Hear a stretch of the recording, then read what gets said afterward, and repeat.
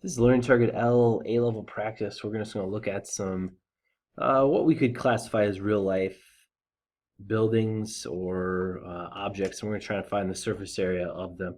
Doesn't always work to use a formula, and this is going to be a situation where we've kind of got two objects pushed together, which makes kind of more surface area, but also takes away some. So for these types of problems, I always tend to just want to draw the sides. So start with this side over here. It's going to be a 12 by 13 square. There's only going to be one of those because our other rectangle, excuse me, isn't going to be exactly the same. It's kind of adjacent to this workshop space over here. We've got on the top a couple of triangles. Now, these triangles are marked as isosceles triangles and a 90-degree angle, which means we got 45, 45. And if you'll remember, for finding the side lengths, special right triangles, you can take 13 and divide by the square root of 2. And so that'll give you your side lengths of 9.2 on both sides. But what's going to be more important for our practice here is we're going to have to try to find the height. And actually, if you split this down the middle like this side also, okay, is 6.5 and 6.5, but you've got another 45, 45, 90 triangle here, and so therefore the height is 6.5. We have two of these triangles, so I'm going to put an X2 out in front of it. We'll keep moving around the shape here, so I've got my triangles. The front face is going to be a big rectangle, 30 by 12. We've got two of those. That takes care of the front and the back. We've got the kind of the roof portion of the shape, which we now know that our kind of diagonals here are 9.2. So we got a 9.2, and then the length of the whole thing is 30. All right, so that pretty much wraps up the barn. We do have this shape still that we will need to calculate, but I'm going to have to subtract. And that does go back there.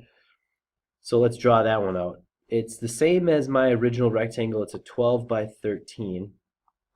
13 on the bottom, 12 on the side. But the middle is cut out. And this is where we really have to rely on some of the other information here. We've got a 10 as kind of the base. So we'll put a 10 in there. And it looks like the height is 4 less than the height of the walls of the barn. So if the whole thing is 12 here, 4 less makes this 8.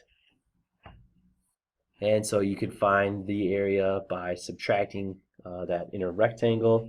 Now keep going around this shape. You've got a front here, which is an 11 by 8.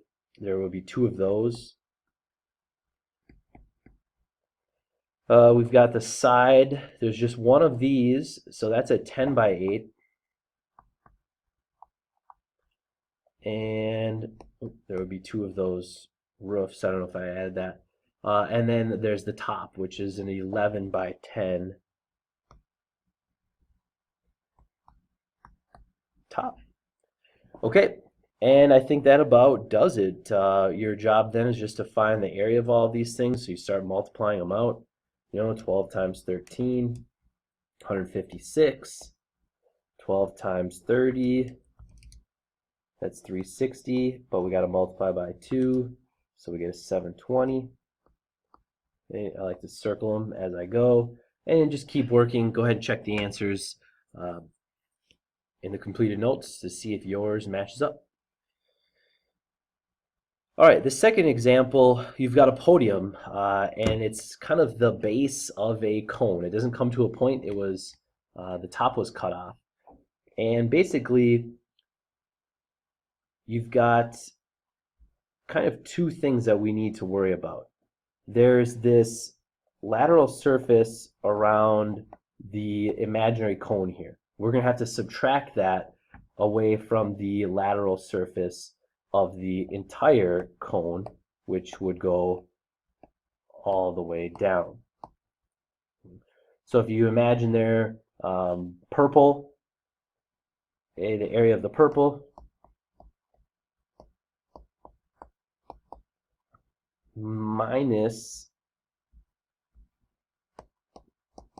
the area of the pink, okay, should leave us with the desired area that we want,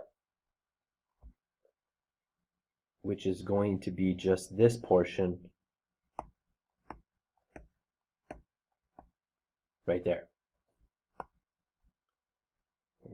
Then after you find that area, I think that you'll have no problem finding the area of this circle with a radius of 7 and this circle on the bottom with a radius of 15. Go ahead and try that and check back for your completed answers in the completed notes.